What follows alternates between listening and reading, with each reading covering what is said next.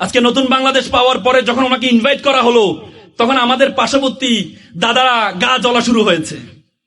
ওনারা বলেছে উনি নাকি ওয়ান্টেড পারসন, ওনাকে নাকি ইন্ডিয়ার হাতে তুলে দেওয়ার জন্য। বাবা রে বাবা, তা আমাদের ওয়ান্টেড পারসন কেন আপনি রাষ্ট্রীয় মর্যাদা দিয়ে এত আরাম করে রেখেছেন? আপনি যদি আমাদের ওয়ান্টেড পারসনকে যদি আপনি রাষ্ট্রীয় মর্যাদা দিয়ে রাখতে পারেন, ডাক্তার জাকির নায়েককেও আমরা রাষ্ট্রীয় মর্যাদা দিয়ে রাখবো ইনশাল্লাহ।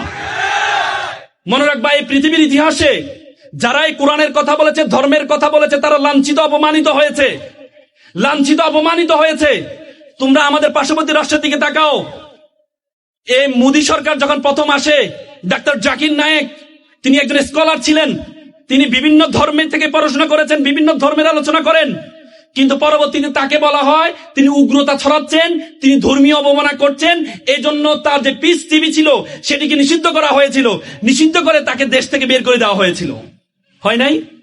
আর সে জাকির নায়েক ভারত যখন যেটি করেছেন, আমাদের যিনি চলে গেলেন আমাদের আপা, তিনিও সেটা করেছেন।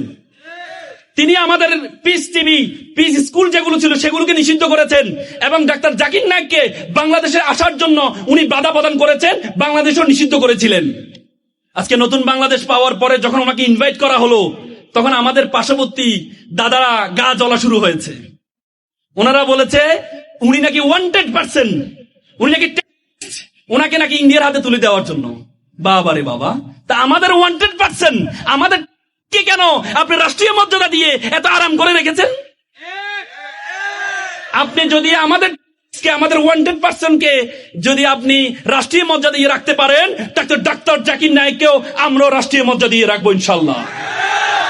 শুধুমাত্র আমাদের দেশে নয়, if you look to the background of the history of the world, আপনি সক্রেটিসের দিকে তাকান। সক্রেটিসকে প্রথমে গ্রেফতার করা হয়েছিল ধর্মীয় অবমাননার কারণে, হেমলক বিষ দিয়ে তাকে হত্যা করা হয়েছিল।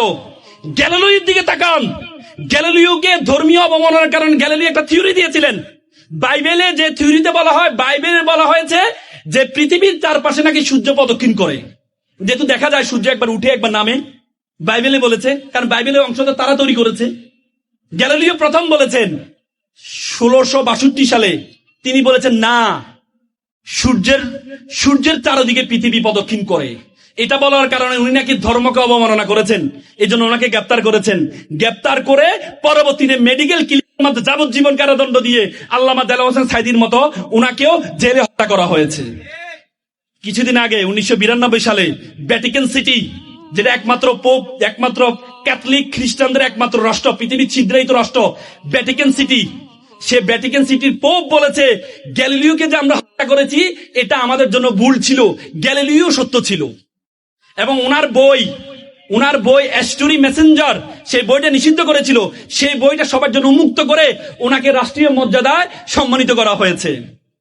তো সুতরাং পৃথিবীর এই ইতিহাসে যারাই ধর্ম নিয়ে কথা বলবে, ইসলাম নিয়ে কথা বলবে, তাদেরকে শাস্তিটা দেওয়া হয়।